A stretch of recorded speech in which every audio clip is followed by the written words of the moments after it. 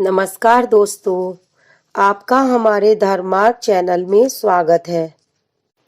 पुरुषोत्तम मास 14वां अध्याय।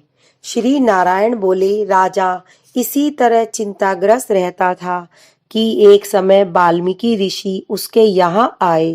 राजा ने जल्दी से उठकर भक्ति सहित उनके चरणों में नमस्कार किया। तब वाल्मीकि ऋषि राजा को शांत देखकर बोले, हे राजन, तेरे मन में जो कुछ भी चिंता हो वह तुम बिना संकोच कहो। क्या बात है? धनवा ने कहा, महाराज, आपके चरणों की कृपा से सब सुख है, परंतु हे विद्वन, एक बड़ा भारी संदेह मेरे मन में है। सो उस वन के तोते के मुख से लगे हुए शूल को आप दूर करिए। वाल्मीकि ऋषि राजा के यह वचन सुन बोले, हे राजन, पूर्व जन्म में तुम दर्मिण देश में ब्राह्मण के घर में ताम्रपर्ण के किनारे उत्पन्न हुए थे। सुदेव तुम्हारा नाम था। तुम धार्मिक, सत्यवादी, जितना मिले उतने में ही संतुष्ट थे। तुम्हारी स्त्री उत्तम गणों वाली गौतम ऋषि की पुत्री गौतमी नाम से विख्यात थी।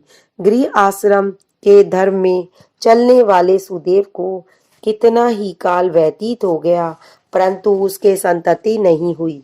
एक दिन आसन पर बैठा हुआ अपनी स्त्री से सेवा कराता हुआ थका हुआ वह ब्राह्मण बोला, हे सुंदरी, संसार में पुत्र से परे कोई सुख नहीं है, क्योंकि तपदान से उत्पन्न पुत्र परलोक में सुख देता है। शुद्ध वंश में उत्पन्न हुई संतति इस लोक और परलोक में सुख देती है। उस श्रेष्ठ संतति को यदि प्राप्त न हुआ तो मेरा जीवन वृथा है। मैंने न पुत्र खिलाया, न उसे वेद अध्ययन कराया, न उसका विवाह आदि किया, अतः मेरा जन्म वृथा है। इसीलिए मेरी मृत्यु शीघ्र हो ही जाए तो अच्छा है। मुझको आयु प्रिय नहीं। इस तरह अपने पति के वचनों को सुन उस सुंदरी के मन में अत्यंत दुख हुआ और वह बोली, हे प्राणेश्वर, ऐसे तुच्छ वाक्य मत बोलो। तुम्हारे जैसे वैष्णव शूरवीर कभी निराश नहीं होते। विप्र, आप सत्य धर्म में तत्पर रहें। आपने तो स्वर्ग जीता है। पुत्र की इच्छा है तो जगन्नाथ की आराधना करो। वह ब्राह्मण श्रेष्ठ अपनी पत्नी के ऐसे वचन सुन निश्चय के साथ ताम्रपर्णी नदी के किनारे चला गया। वहां जाके पुण्य तीर्थ में स्नान कर महाभयंकर तप करने लगा। ऐसे उस तपोनिधि के 4000 वर्ष बीत गए।